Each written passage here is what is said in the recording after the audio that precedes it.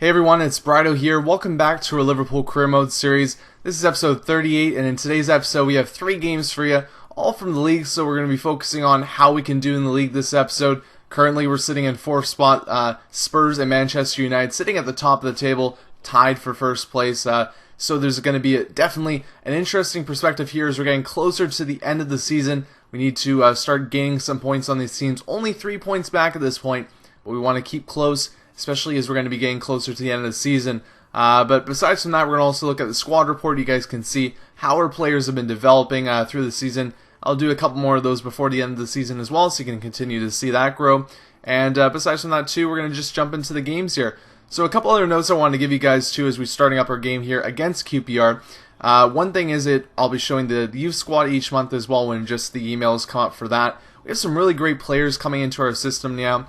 We got a couple guys previously that we just had from our single scout that we had before, but a couple other guys are starting to come in too, and I'm really excited to see what our higher rated scout that we just hired recently is going to be able to bring into the team. These guys aren't necessarily going to be players that are going to really have a big impact in the squad right away, and who knows, they might never have a really big impact in the team in our whole seasons that we're going to be doing on the YouTube channel. But still, it's going to be kind of cool to see the development of these players, and if not them being first star or first team players, hopefully we'll get to see them maybe be squad rotation guys and guys that we can bring in every once in a while, like Luis Martinez, to have a role and slowly start developing into the team as well. The other news that I wanted to share is that in the FA Cup, you could see at the beginning of the episode there, we're going to be playing Newcastle United in the semi-finals, so an exciting matchup for us there. That will not be a live or commentary, but if we do end up getting to the final, I will show that one definitely for you guys, and we can make that one a little bit of an event. But let's get back into this game here, playing QPR.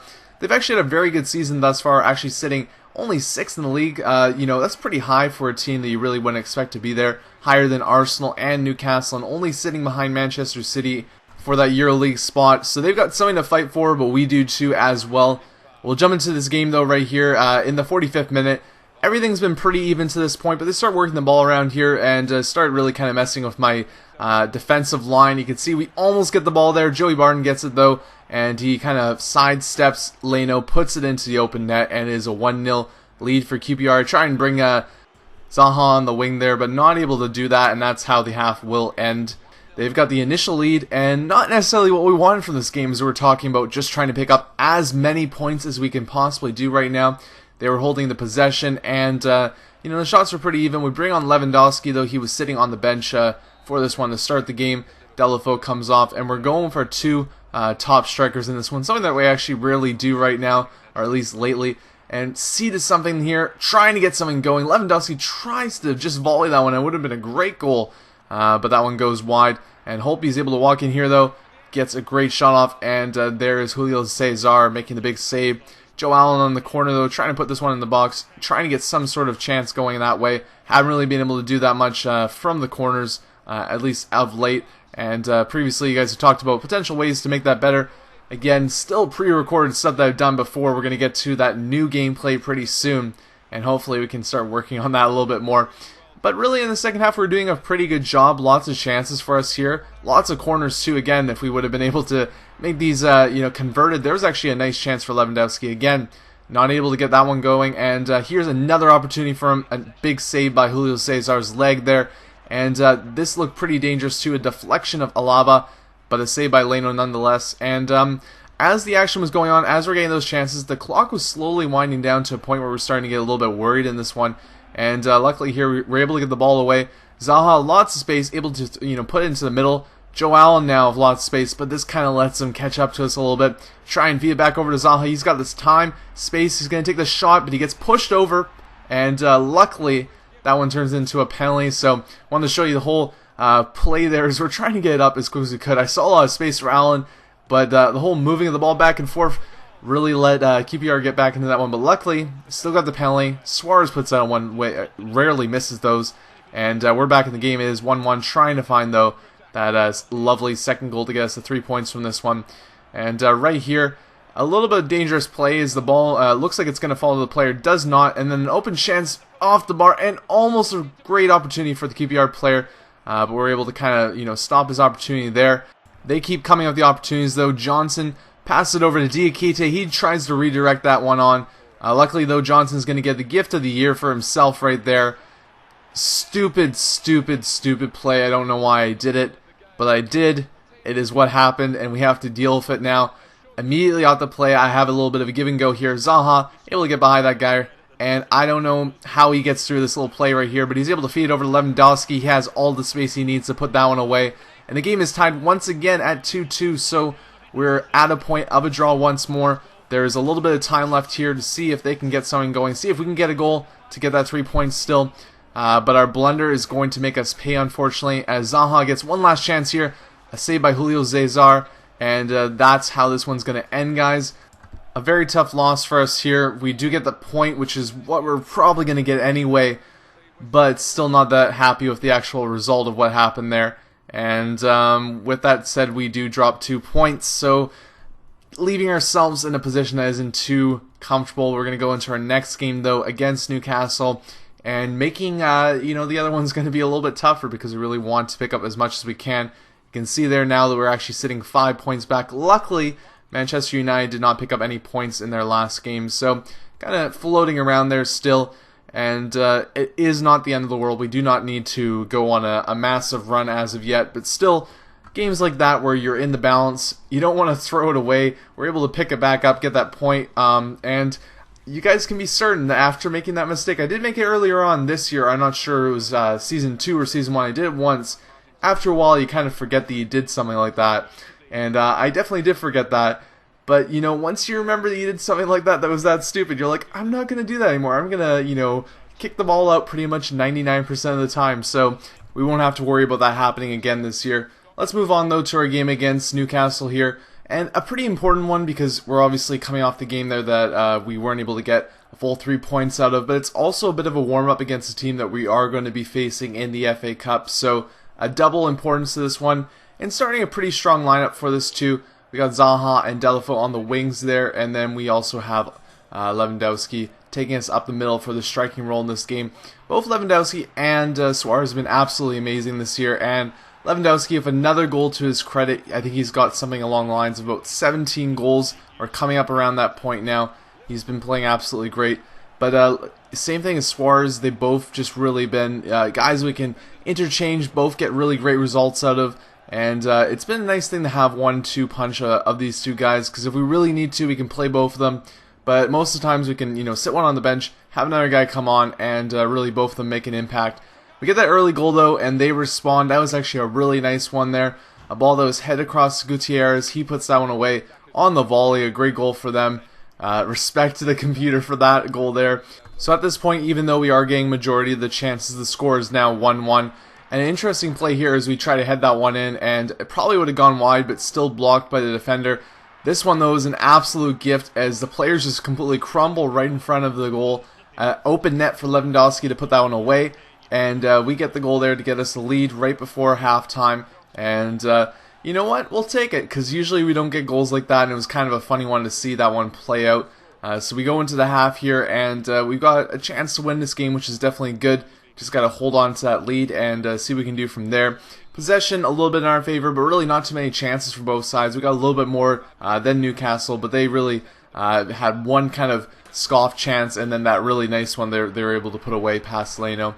Starting up the 51st minute there, you could see Joe Allen trying to take a shot off. Probably the wrong foot there as it just kind of goes wide. Lewandowski, though, a little bit later, double header, puts that one away. A good goal by him, and we're up 3-1 in this game now.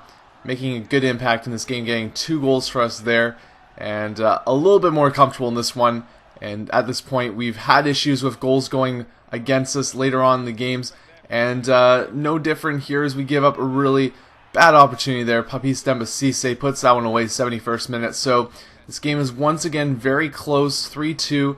And I was going to play the defense, but Newcastle kept giving us a couple opportunities. This one right here, able to cross that in the box. And Suarez comes on and makes a big impact there, getting the 4th goal of the game for us. And we got the 2-goal lead restored in this game. But that is not it, guys. We have another rushing opportunity here. Pretty crazy. Bunch of space. Suarez with plenty of room. I was going to pass it, but I realized he has the open space. He takes a shot and puts that one away as well. So 2 goals for Suarez, 2 goals for Lewandowski. Both our strikers have a big impact in this game, and I couldn't be more happy with the score. as I think that was probably the best result that we're going to have this season. They get one more chance to see if they can get something going here, as Marveau tries to cross that one into the box, but Leno's there to make the save. And that is one that we're going to remember as we get a 5-2 win against Newcastle, a team that you wouldn't expect to score 5 goals against, but we do.